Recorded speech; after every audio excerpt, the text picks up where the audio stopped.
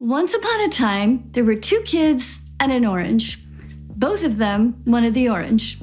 They argued back and forth about it. Finally, they decided to split the orange down the middle. The first kid peeled the orange, threw away the peel, and ate the fruit inside. Then the second kid peeled the orange, threw away the fruit, then grated up the peel to bake a cake. Oops. So what you learn in this sprint is how to center your compensation negotiation over interests instead of positions. What the story of the orange teaches us is that bargaining over positions is not only inefficient, but it can also endanger relationships. In this case, between the two kids. So what's your alternative, you might wonder? What's the answer? Let the interests define the problem versus the positions. In the orange story, a positional approach would be, which kid gets the orange? There can be only one winner. The other would be the loser. But in contrast, an interest-based approach to the orange story would be for you to get curious about what each kid wanted. That you could only uncover by asking questions. And that's exactly what I recommend you do with your recruiter when you negotiate your compensation. Ask all kinds of questions. But you might ask me, Kelly, what kinds of questions should I ask? Doesn't the recruiter just tell me what I'm going to earn? Not at all. You have choices. Just like you chose what to eat for breakfast this morning, you have choices and flexibility around your compensation.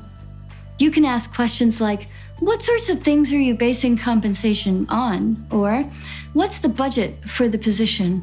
Or, how do you factor my skills, certifications, and years of experience into the compensation package? Now, notice that I said compensation package instead of just salary. Your salary is just one piece of your compensation package. Other pieces of your compensation package could include things like healthcare, retirement benefits, stocks, bonuses, life insurance, dependent care allowances, health savings accounts, and many more. And that's what I mean when I say that you have choices.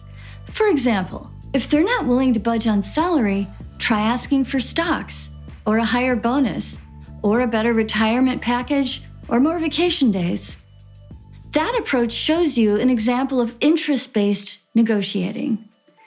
But you still might be wondering, Kelly, when we're talking about my compensation, what do you mean by position-based bargaining? Simple.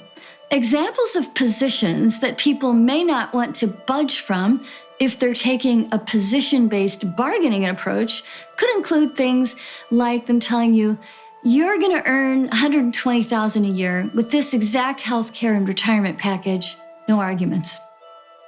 Another example of a position would be for you to say, I'm going to earn $130K a year, and if I don't get that exact number, I'm going to walk.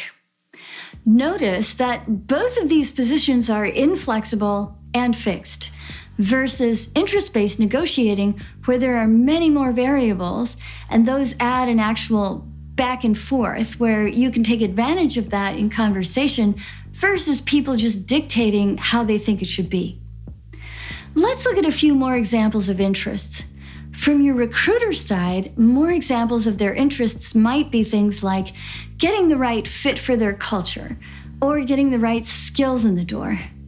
And examples of your interests might include things like getting the full-time Scrum Master job, even if you don't come from a full-time Scrum Master background, or getting a job where you wake up in the morning and you just can't wait to get to work, or getting a great healthcare package for your family or college savings program. So let both your interests and theirs define the problem versus any hardline positions. Now it's your turn. Make a list of the interests on each side. Come up with both yours and theirs. Then put that list in front of you when you're on the phone with the recruiter and talk with that person about the interests of each side. You can even ask, did I state your interests accurately? Offer them the gift of active listening to make sure that you understood and to build relationship. Then go on to state your interests and what you want. If you take the interest-based approach to negotiating your compensation versus a position-based approach, you're going to create a win-win outcome for both sides. What we covered in this sprint is how to center your compensation negotiation on interests instead of positions. By now, you should have a list of interests, yours and theirs. You should also have in mind various scenarios that you could live with versus ones that you cannot. You can do this, Scrum Masters. I'm rooting for you.